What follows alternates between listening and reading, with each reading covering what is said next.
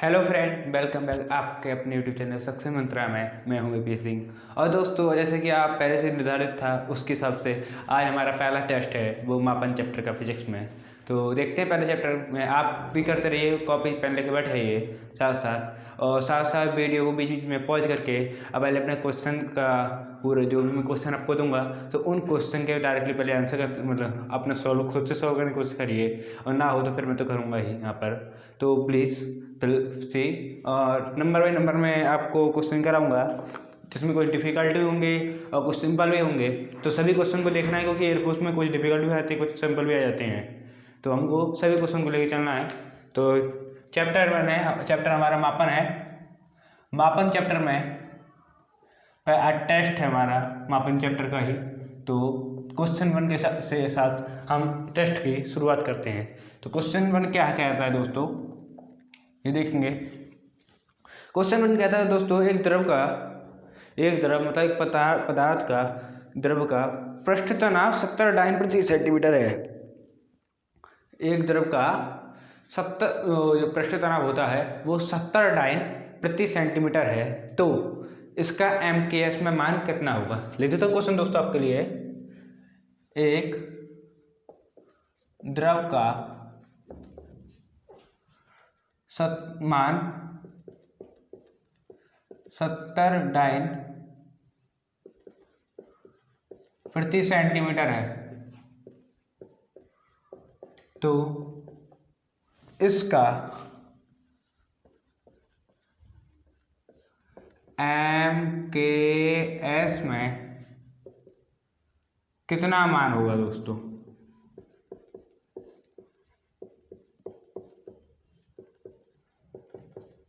ठीक है दोस्तों, सॉरी, कितना मान होगा उसके लिए क्वेश्चन मार्क यहाँ पे लगाना है। जो आप वीडियो पॉज कर सकते हैं, क्वेश्चन कर सकते हैं, तो फिर जो मैं कर रहा हूँ उसका मिलान करेंगे दोस्तों। सॉल्यूशन में करते हैं दोस्तों। पहले इसका सॉल्यूशन हम करेंगे तो सबसे पहले लिखते हैं वी नो दैट, मतलब कि हम जानते हैं, वी नो दैट वो एक डाइन कितने बराबर होता है दोस्तों? एक डाइन होता है 10⁻⁻5 न्यूटन के बराबर, और 1 सेंटीमीटर बराबर 1 × 10⁻⁻2 मीटर के बराबर दोस्तों। ठीक है दोस्तों, इतना हम जानते हैं। इसके बाद इसीलिए 70 डाइन अपॉन सेंटीमीटर बराबर 70 रहेगा, ठीक है, इनटू डाइन ऊपर है दोस्तों, 1 डाइन बराबर 10⁻⁻5 Newton, 10⁻5 upon sine upon 1 centimetre बराबर 10⁻⁻2। 1 का मल्टीप्लाई 1 का मान से कोई मतलब नहीं है, इतना 1 के मान के इतना इफेक्ट नहीं पड़ेगा दोस्तों। अब आगे देखिए, न्यूटन अपॉन मीटर हो जाएगा, न्यूटन अपॉन मीटर। ठीक है दोस्तों, इसको न्यूटन में चेंज कर दिया, इसको मीटर में चेंज कर दिया। 70 × 10⁻⁻5 + 2, क्योंकि ये -5 था, -2 था, नीचे था। अब ये ऊपर ले जाएंगे तो प्लस का जाएगा दोस्तों, इसीलिए प्लस का 2 हो गया। आगे 70 × 10⁻⁻3 इक्वल टू 70 × 10⁻⁻3 इक्वल टू, हम जानते हैं एक जीरो उसमें तो ये 10 है, मतलब ये 7 के साथ 70 जोड़ा हुआ है, इधर से एक जीरो हटाइए, एक अंक हटाइए, इसमें हो जाएगा, गुणा करिए तो 7 × 10⁻⁻2 आता है हमारा दोस्तों इसमें, न्यूटन अपॉन मीटर। ठीक है, ये हमारा क्या हो गया, आंसर हो गया। एयरफोर्स में दोस्तों ऑप्टिकल क्वेश्चन आते हैं, इसी हिसाब से आपको ऑप्टिकल में 4 बुद्धि होंगे, तो मैं हर सवाल में आपको ऑप्शन नहीं दूंगा, ताकि आप इस क्वेश्चन से आप डायरेक्टली सीखेंगे ये क्वेश्चन होता कैसे है, वरना तुक्का मारने वाले तो बहुत सारे लोग बताते हैं। क्वेश्चन सॉल्व कैसे हुआ दोस्तों, आपको समझ में आया? इसमें हमको याद क्या रखना, 1 डाइन बराबर ये, और ये ज़्यादातर कॉमन चीज़ है, ये तो सबको याद रहता है, लेकिन इसमें याद करने वाली ये चीज़ है। उसके बाद सॉल्व कैलकुलेशन तो सबको कर देते हैं, हर कोई कर देता है कैलकुलेशन, क्योंकि जब आप एयरफोर्स की तैयारी कर रहे हो तो कैलकुलेशन करने में कोई प्रॉब्लम नहीं आएगी आपको। क्वेश्चन नंबर सेकंड दोस्तों,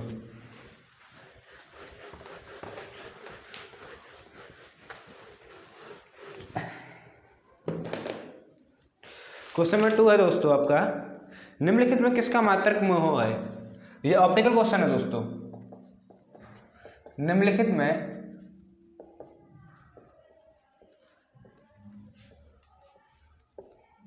किसका मात्रक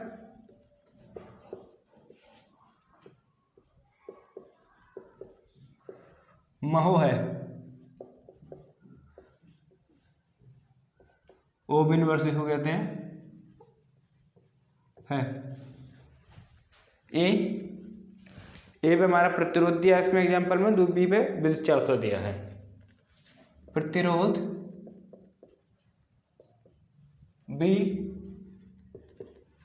विद्युत चालकता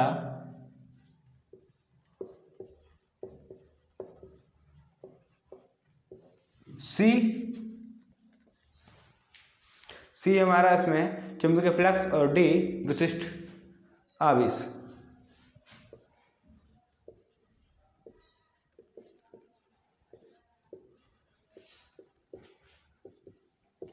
और डी विशिष्ट आवेश दोस्तों।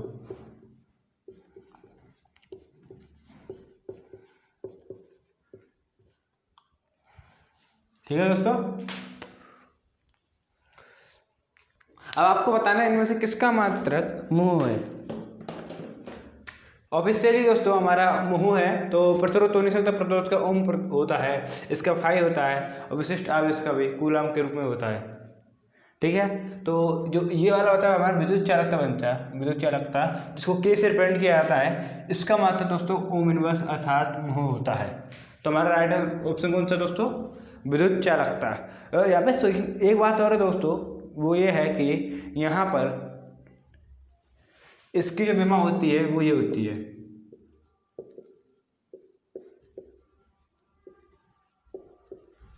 ये इसकी विमा होती है विद्युत चालकता की। इसको भी देख लेना दोस्तों, अक्सर ये भी आ जाती है।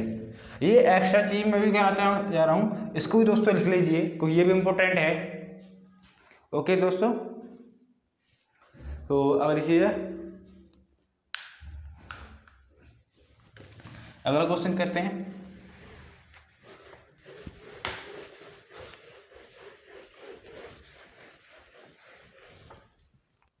क्वेश्चन नंबर 3 है दोस्तों, प्लांक नियतांक का क्या मात्रक होता है।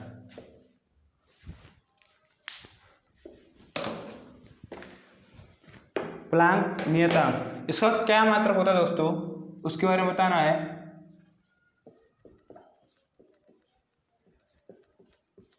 तांक का मात्रक है, ये हमारा क्वेश्चन नंबर 3 ए। इसमें हमारे 4 ऑप्शन है दोस्तों, newton centimetre upon metre square, newton centimetre newton second upon metre square, गलत हो गया, newton second upon metre square. B हमारा दोस्तों जूल सेकंड,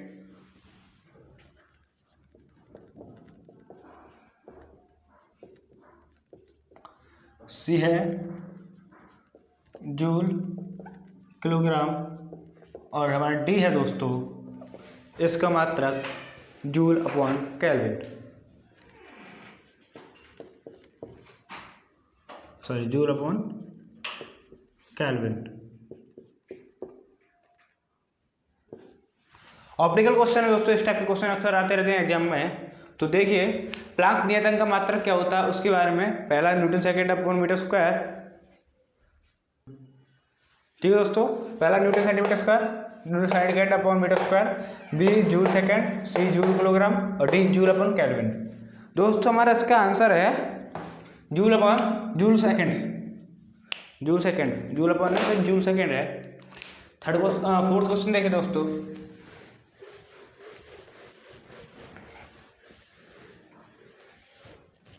क्वेश्चन नंबर 4 है दोस्तों हमारा, विशिष्ट ऊष्मा की विमा। क्वेश्चन नंबर 4, विशिष्ट ऊष्मा, ऊष्मागतिकी के चैप्टर से दोस्तों ये ऊष्मा की विमा है। आपने ऊष्मागतिकी चैप्टर जो 11th में पढ़ा होगा उसके विमा के बारे में है। Number 1 m0L1T -1 A option. इसका बी ऑप्शन है दोस्तों हमारा ml2T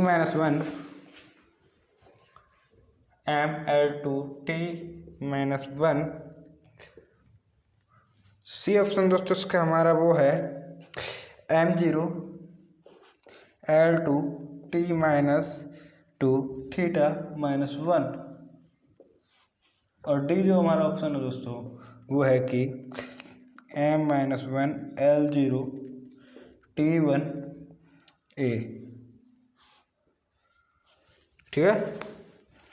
अब देखिए दोस्तों ये किस किस की मात्रक है। आप डायरेक्टली ये चीज, आपको ये भी चीज हम यहाँ पर विशिष्ट ऊष्मा की बात कर रहे हैं, लेकिन इसके साथ साथ ये बाकी की भी जो मात्रा है उनके बारे में बात करेंगे। पहले तो विशिष्ट ऊष्मागतिकी चैप्टर में आती है, और ऊष्मागतिकी चैप्टर में यहाँ पे जो थीटा है ये ऊष्मागतिकी चैप्टर में ही था, आपने पढ़ा हुआ। ठीक है दोस्तों, तो इससे थोड़ा थोड़ा डाउट इस पर बढ़ गया। पहला डाउट हुआ हमारे इस पर, थोड़ा बहुत ध्यान देखिए। तो अगर आप तुक्का ही मारते हो थोड़ा बहुत किस टाइप से सवाल करने हैं, तो सबसे पहले तो ये देखिए, अगर आपको डायरेक्टली वो पूरी तरह से नहीं पता कि इसका आंसर क्या हुआ, तो पहले देखिए विशिष्ट ऊष्मा में क्या होता था, हमारा थीटा वाला पॉइंट आता था, तो इस पर डाउट गया। सेकंड डाउट किससे बड़ा, ये दोस्तों वेग का बीमा है। ठीक है, पहली वाली जो बीमा है वो हमारी वेग की बीमा है, दूसरी वाली कोणीय संवेग की बीमा है।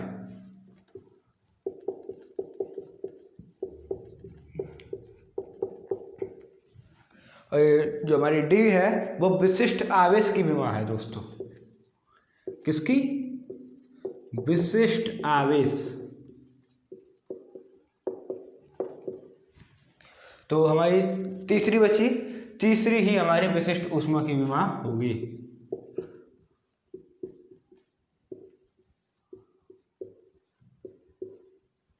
ठीक है,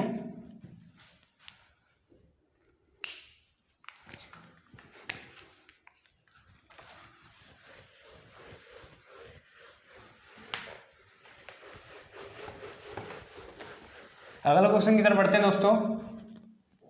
अगला क्वेश्चन दोस्तों त्रुटि होती है। त्रुटि होती है, त्रुटि क्यों होती है उसके बारे में है।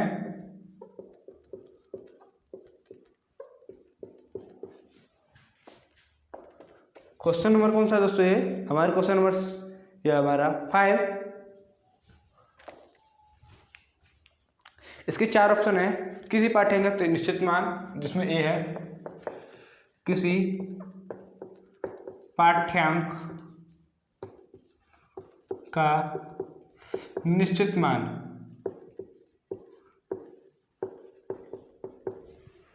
बी यंत्र की यथार्थता, सी दोस्तों हमारा इसमें परीक्षण का स्पष्ट मान,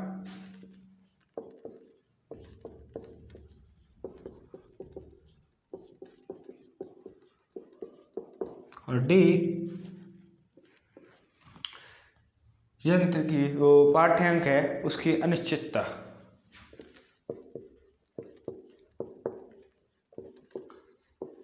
अनिश्चितता।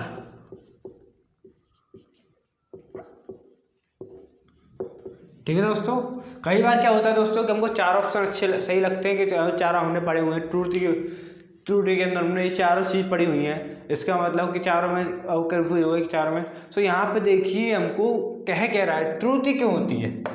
त्रुटि किसके कारण होती है? किसी पाठ्यांक का निश्चित मान हो सकता है, किसी निश्चित मान गलत हो तो त्रुटि हो सकती है, निश्चित मान सही हो तो त्रुटि नहीं होगी। ठीक है ना, तो ये पहला वाला ऑप्शन ऐसे कट, मतलब ये सही नहीं। दूसरा, यंत्र की यथार्थता अगर बढ़िया हुई तो त्रुटि क्यों होगी भाई? अगर यंत्र की यथार्थता सही हुई तो त्रुटि क्यों होगी, इसीलिए ये भी गलत। परीक्षण का स्पष्ट मान, परीक्षण का स्पष्ट मान अगर सही आ रहा, जो हमारा जो निकला है वो सही आ रहा है, तो त्रुटि क्यों होगी? ये भी गलत है। और पाठ्यांक की अनिश्चितता, जब पाठ्यांक अनिश्चित ही होगा तो स्पष्ट त्रुटि होगी, क्योंकि हर बार पाठ्यांक कभी कुछ मान निकाल, कभी कुछ मान निकाल, कभी कुछ मान निकाल रहा है, इसका मतलब कोई ना कोई त्रुटि है। इसीलिए हमारे आंसर इसका डी। ठीक है दोस्तों।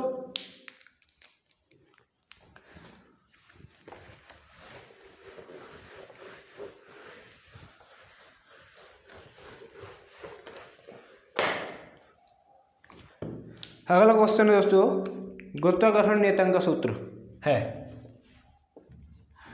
गुरुत्वाकर्षण नियतांक का सूत्र है, मतलब फॉर्मूला है। इसमें ऑप्शन नहीं है दोस्तों, हर क्वेश्चन में आपको ऑप्शन दूंगा तो सही नहीं पड़ेगा, कि आपको याद भी होना चाहिए। आप बताइए जल्दी से कमेंट करके बताइए कि गुरुत्वाकर्षण नियतांक का फॉर्मूला क्या होता है। इसका फॉर्मूला होता है दोस्तों, बल इंटू दूरी स्क्वायर अपॉन द्रव्यमान स्क्वायर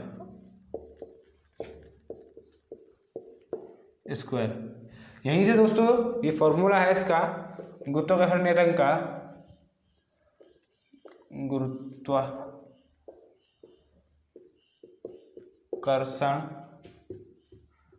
नियतांक, इसका फॉर्मूला है। मात्रा दोस्तों यहीं से हमारा निकलता है। मात्रा क्या है? बल का मतलब न्यूटन, दूरी का मतलब मीटर स्क्वायर, स्क्वायर लगा हुआ है, द्रव्यमान का मतलब किलोग्राम होता है, लेकिन स्क्वायर लगा है तो किलोग्राम स्क्वायर। तो इसका मात्रा कहता है newton metre square into kilogram, किग्रा कह सकते हैं, -2। ठीक है दोस्तों, यहाँ पे ध्यान देने वाला तो -2 लिखा है, कहीं आप -1 समझ जाए, इसको बढ़ा देता हूँ -2। ठीक है।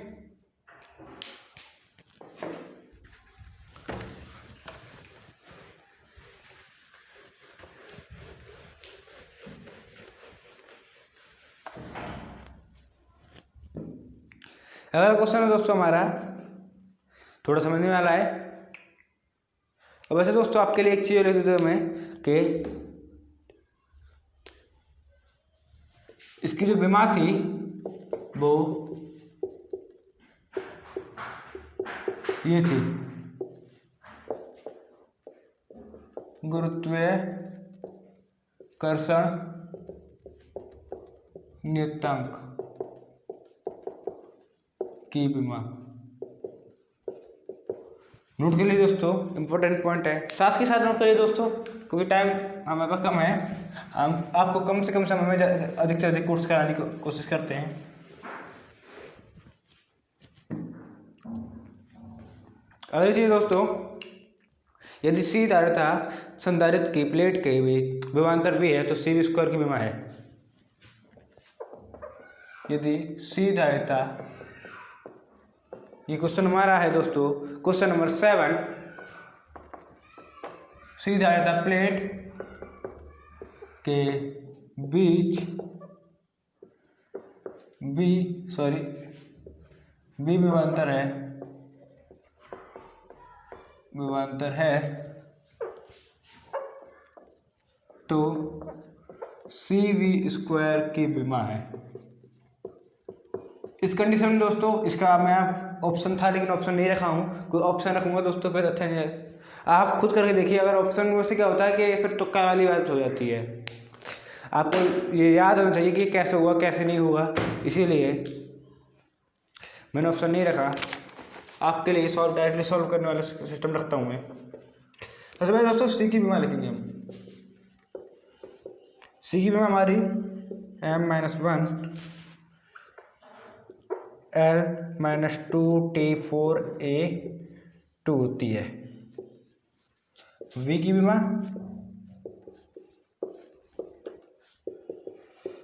mL2T-3A-1 होती है दोस्तों। ठीक है दोस्तों, अब आप सी वी स्क्वायर की भी मान निकाल लें। सी वी स्क्वायर की भी मान बराबर m-1 l-2 t4 a2 ml2t-3 a-1। इसका स्क्वायर कर देंगे, मतलब वी स्क्वायर कर देंगे इस वाले का, और इस सी वाले को ऐसे रख देंगे। ठीक है दोस्तों, अब देखिए m-1 l-2 t4 a2, इसको ऐसे रख दिया, इस वाले का स्क्वायर कर देंगे m-2 t-4 t-6 a-2। अब देखिए दोस्तों, इन दोनों को मल्टीप्लाई करेंगे तो क्या हुआ, m क्योंकि -1 है, यहाँ पे +2 है, तो 2 में से 1 चला जाएगा तो 1 बचेगा। उसी प्रकार से l2 t-2 a0 बचेगा, a0 बचेगा, तो a0 को कुछ नहीं रख सकते, a0 से टाइप करके आप a रख दीजिए। ये हमारा सी स्क्वायर की विमा है दोस्तों।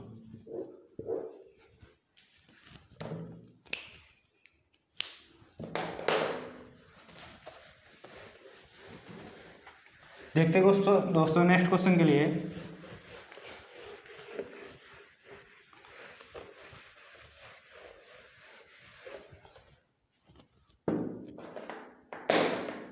अगला क्वेश्चन दोस्तों, स्टीफन नियतांक का मान कितना होता है। स्टीफन नियतांक का मात्रक क्या है, मात्रक है।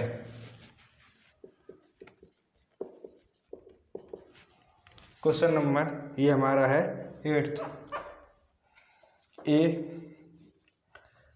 Watt metre -2 kelvin -1। बी हमारा ऑप्शन है, सॉरी मैं इधर की तरफ लिख दूंगा इसका सॉल्यूशन तो अच्छा रहेगा। बी ऑप्शन है दोस्तों हमारा watt metre square kelvin -4। C है watt metre square minus square kelvin -4, और एक ऑप्शन हमारा डी है इसमें वाट मीटर -2 स्क्वायर केल्विन -4। ठीक है दोस्तों, सॉरी प्लस का 4 है। अब इसको ये सॉल्व करते हैं दोस्तों। सॉल्व कैसे होगा वो देखते हैं। सबसे पहले देखते हैं दोस्तों, स्टीफन का नियम क्या कहता है हमारा। आपने स्टीफन का नियम पढ़ा होगा। स्टीफन के नियम से E बराबर सिग्मा टी की घात 4, यहाँ टी हमारा वो केल्विन से संबंधित है, तो टेम्परेचर संबंधित है टी हमारा। ओके दोस्तों, और टेम्परेचर का फॉर्मूला होता है, मतलब टेम्परेचर का मात्रा होता है केल्विन, दोस्तों आपने पढ़ाई हुआ उसी प्रकार से। और सेकंड चीज़ जो हमारी है E बराबर आता है, हमने एक और चीज़ पढ़ा, E बराबर ऊर्जा अपॉन क्षेत्रफल इनटू समय। ठीक है दोस्तों, अब देखिए ऊर्जा बराबर इनटू क्षेत्रफल अपॉन समय। इस ऊर्जा का क्या होता है फॉर्मूला, ऊर्जा का मात्रक वाट अपॉन सेकेंड अपॉन क्षेत्रफल का मीटर स्क्वायर, समय का सेकंड, इसलिए खत्म वाट अपॉन मीटर स्क्वायर, ये ई का है। अब इस फॉर्मूले से देखिए, ये हमारे स्टीफन नियतांक है, सिग्मा बराबर ई अपॉन टी की power 4 watt upon metre square upon T की पावर 4, मतलब कि केल्विन की घात 4। ठीक है, ये बटे में तो वाट इंटू मीटर अपॉन में दोस्तों ये -2 हो जाएगा, ये अपॉन में, इसलिए केल्विन भी -4 हो जाएगा।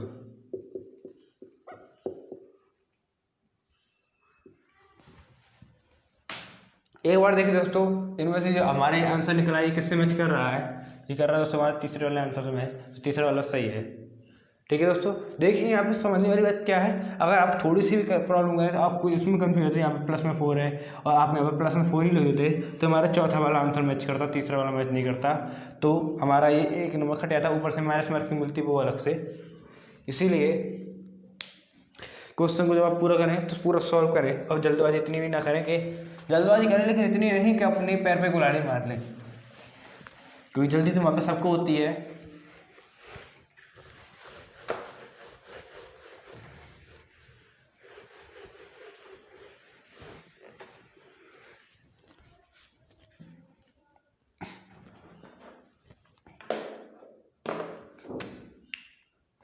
तीसरा है, निम्नलिखित में से कौन सा मध्य प्रदेश में गिर रहा है? निम्नलिखित में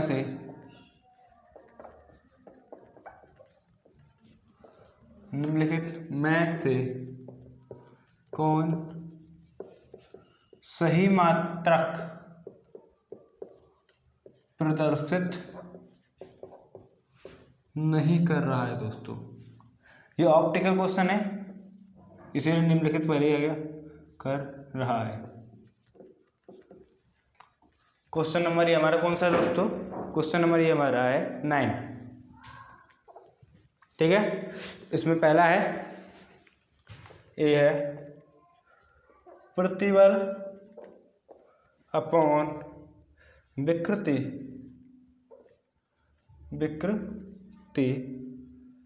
प्रतिबल अपॉन विकृति बराबर newton upon metre square. B question है हमारा पृष्ठ तनाव न्यूटन अपॉन मीटर। सी हमारा इसमें है वो है ऊर्जा किलोग्राम किग्रा मीटर किग्रा square upon into metre square upon second square. और डी ऑप्शन है दोस्तों हमारा वो ये है कि दाब बराबर न्यूटन अपॉन मीटर स्क्वायर। ठीक है दोस्तों, अब यहाँ से देखिए सॉल्यूशन मैं इसका करता हूँ आपके लिए। ये इसका फार्मूला है, इसका फार्मूला है, ये निकल के आ जाएगा हमारा। ये दाब का फार्मूला होता ही है बल अपॉन क्षेत्रफल, उसके हिसाब से ये भी निकल आएगा। पृष्ठ तनाव का फार्मूला होता है बल अपॉन मीटर, बल अपॉन लंबाई। किसी चीज़ के पृष्ठ तनाव निकलते हैं उसके लिए फार्मूला होता है बल अपॉन के हिसाब से, तो ये भी हो जाएगा। और सी वाला देखते, सी वाला फार्मूला होता है, तो सी वाले फार्मूले क्या दिक्कत आ रही है? ऊर्जा बराबर कार्य, मान सकते हैं कार्य बराबर बल गुणा विस्थापन।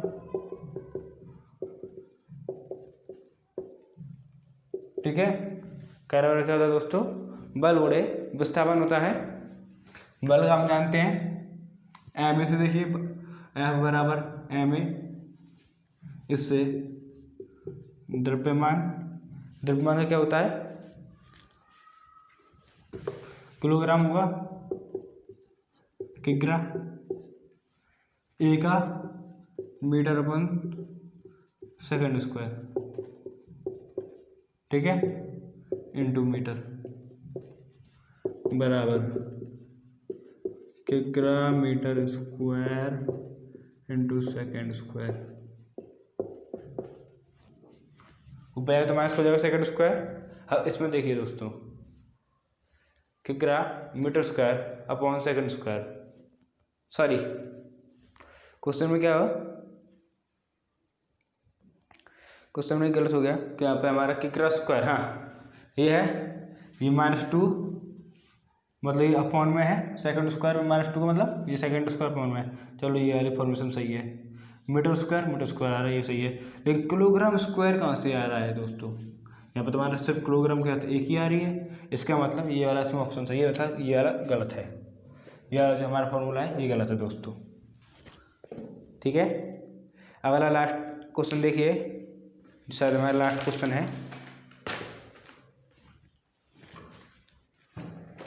और वेरी इंपॉर्टेंट क्वेश्चन है दोस्तों लास्ट वाला हमारा, इसको देखने ना भूलें। इस टाइप के क्वेश्चन आ सकते हैं।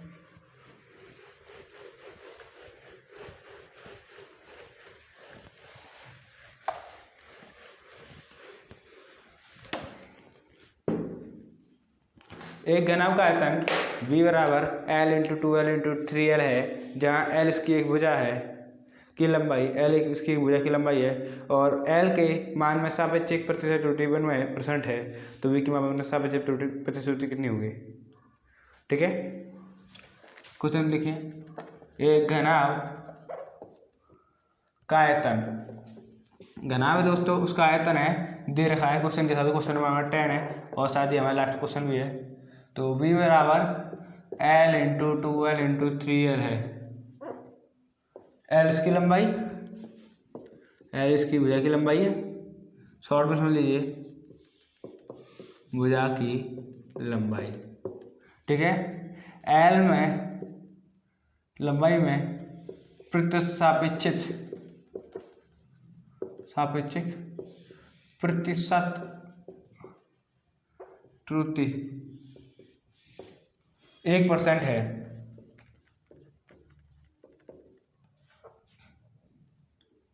तो आयतन V में सापेक्षिक प्रतिशत त्रुटि कितनी होगी दोस्तों, क्वेश्चन ये हमारा कह रहा है।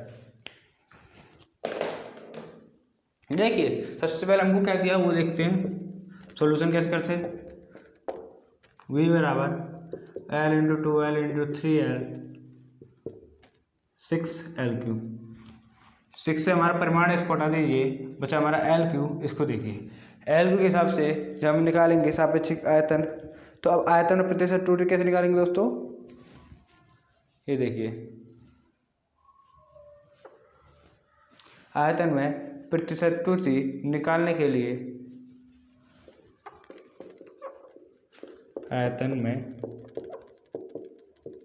प्रतिशत त्रुटि, ठीक है, प्रतिशत त्रुटि सॉरी, ओके। तो प्रतिशत त्रुटि delta B upon B into 100 is equal to 3। L3 है, इसको तो हटा दीजिए, ये परिमाण है अलग, जो L3 की घात है उसको वो पहले आ जाएगी दोस्तों, और फिर L इंटू 100, ये प्रतिशत त्रुटि के रूप में है, निकालने का फॉर्मूला यहाँ पर ये देखिए। बाकी ये चीज़ है, इन सब का मतलब क्या होता है आगे कि परसेंटेज, और ये जो हमारे ये निकल के आता है वो हमें प्रतिशत त्रुटि होती है, अर्थात 3%। That's all answer.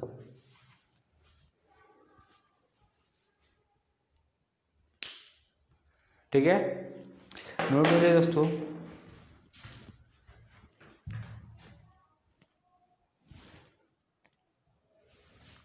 तो दोस्तों उम्मीद करता हूँ वीडियो आपको पसंद आई होगी। वीडियो पसंद आई तो लाइक करें, कमेंट करें, शेयर करें दोस्तों के साथ, चैनल को सब्सक्राइब करके बेल आइकन जरूर दबा दें। मिलते हैं आपसे अगले टेस्ट के लिए, तब तक के लिए धन्यवाद दोस्तों।